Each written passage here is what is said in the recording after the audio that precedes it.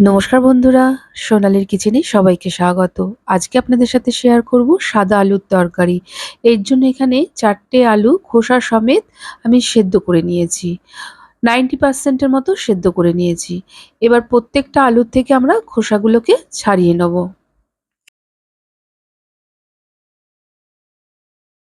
সমস্ত আলু থেকে খোসা ছাড়িয়ে নেওয়ার পর এবার প্রত্যেকটা আলুকে আমরা এরকম ডুমো ডুমো করে কেটে নেব।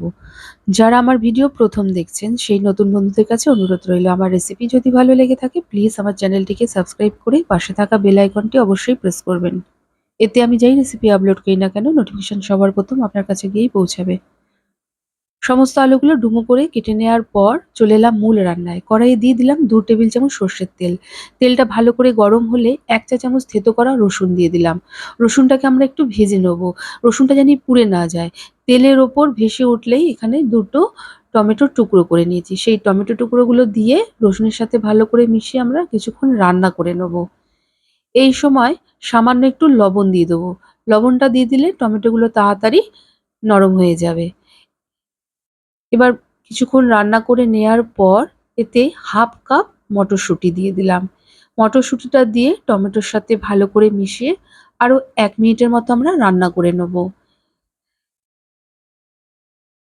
মটরশুঁটিটা পুরোপুরি অপশনাল। এখানে আমি নতুন আলু দিয়ে রান্নাটা করছি বলে মটরশুঁটিটা দিয়েছি। মটরশুঁটি দিয়ে আমি 1 মিনিটের মতো রান্না করে নিয়েছি। তারপর কেটে রাখা সেদ্ধ আলুগুলো দিয়ে সমস্ত উপকরণের সাথে ভালো করে মিশিয়ে একটু নেড়েচেড়ে নেয়ার পরই এতে 1 কাপ হালকা উষ্ণ গরম জল দিয়ে দিলাম। জলটা দিয়ে ভালো করে মিশিয়ে নেব। যেহেতু আলুগুলো আগে থেকেই 90% এর মতো আমি সেদ্ধ করে নিয়েছিলাম, তাই জন্য এখানে গরম জলটাই ব্যবহার করলাম। জলটা দিয়ে ভালো করে মিশিয়ে নেওয়ার পর একটু চেখে দেখে নিতে হবে লবণের প্রয়োজন আছে কিনা। সামান্য একটু লবণের প্রয়োজন ছিল, তাই সামান্য একটু লবণ দিয়ে ভালো করে মিশিয়ে নিলাম। সামান্য একটু চিনি দিয়ে দিলাম। চিনিটা দিয়েও ভালো করে মিশিয়ে নেওয়ার পর গ্যাসের ফ্লেমটিকে মিডিয়ামে রেখে কিছুক্ষণ ঢেকে রান্না হতে দেবো। ফিরে এলাম কিছুক্ষণ পর। দেখুন ঝোলটা অনেকটাই শুকিয়ে এসছে। আলুগুলো 90% এর মতো সেদ্ধ হয়েছিল, এখন পুরোপুরি সেদ্ধ হয়ে গেছে।